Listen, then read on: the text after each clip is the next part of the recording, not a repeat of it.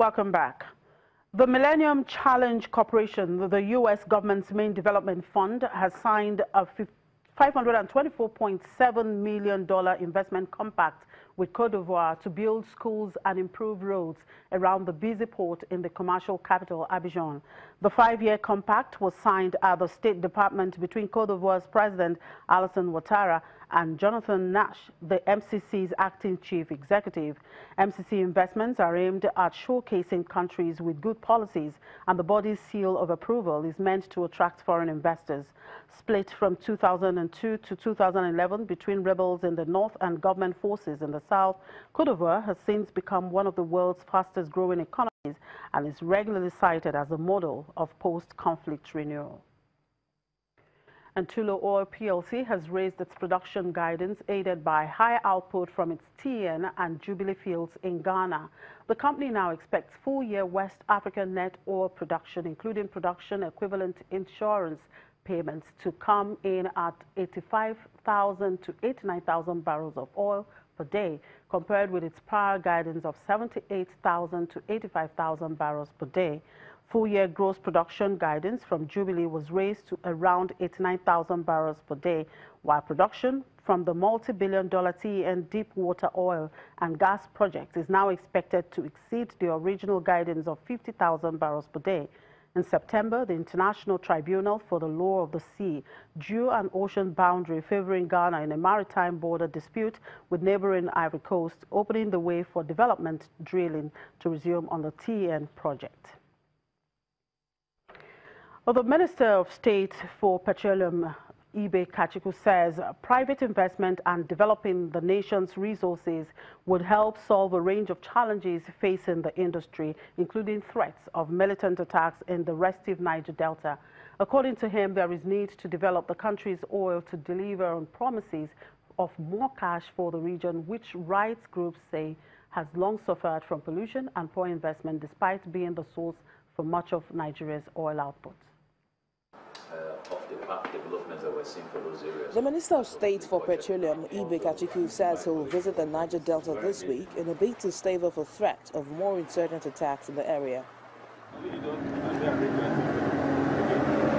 The Niger Delta Avengers, whose attacks on energy facilities in the region last year helped push Africa's biggest economy into recession, said on Friday that it had ended a ceasefire in its campaign for more of Nigeria's oil earnings. Kachiku would meet representatives of the militants and other stakeholders during a visit to the region on November the 9th. We need to start development. We also need to see whether there are potential ways, without accepting liability, for the players in that field to be able to put money back on the table. There are all kinds of models that we've got to be looking at. Where I am, I just need to generate money. Money is one thing that this country needs. Development is one thing that this country needs. Transparency is fantastic, and we need to pursue it. But we can't hold everything down while we're pursuing that, because ultimately the guys in Niger Delta don't understand that. They want money on the table. Attacks on the oil-producing region drove Nigeria's oil output down to close to 1 million barrels per day. OPEC granted Nigeria an exemption from a global oil deal to curb output to help it recover. And the minister maintains that the return to violence by the militants will be destructive. They've been fairly effective, but they've also been fairly considerate. So I expect that when there's a logical argument on the table, they tend to listen. So I'm hoping that we don't go that path. It's mutually destructive. It doesn't help anybody, both them and us, ultimately. So I am sure that, as like they did the last time, when they see a concrete action plan, they would listen. In its race to rebuild, Kachiku said Shell should press on with developing oil prospecting license OPL 245. The minister intends to launch a roadmap in January, inviting investors to fund repairs and upgrades to pipelines and oil depots, mirroring efforts that aim to draw $1.5 billion to $2 billion into Nigeria's ailing refineries. Dr. Kachiku says the plans will not involve selling state-owned stakes, but attracting private capital is essential. The development assets should not suffer because we're dealing with a legacy transparency issue.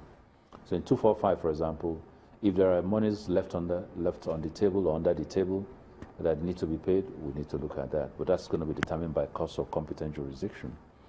But in terms of the asset itself, the 255 block has been allocated, and there is development plans for it, and those development plans should go forward without stopping the need to look at where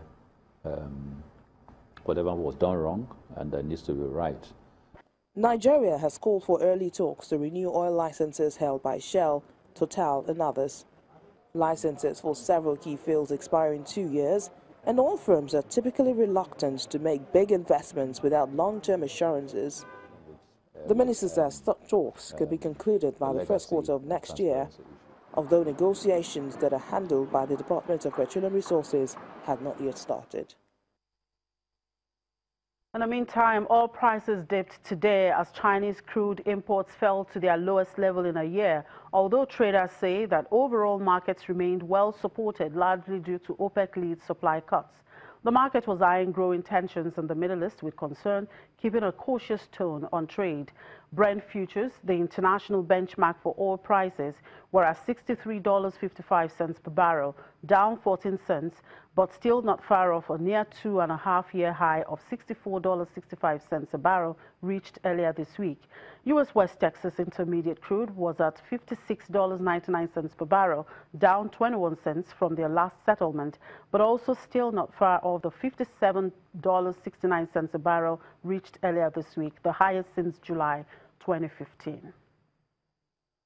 And Tanzania's gross domestic product growth is seen slowing this year, hurt by cuts in government spending and private sector slowdown. The World Bank forecasts Tanzania's full-year GDP growth at 6.6% versus the government's 2017 growth target of 7.1%. The bank says growth in the first half of this year had slowed compared with the same period in 2016.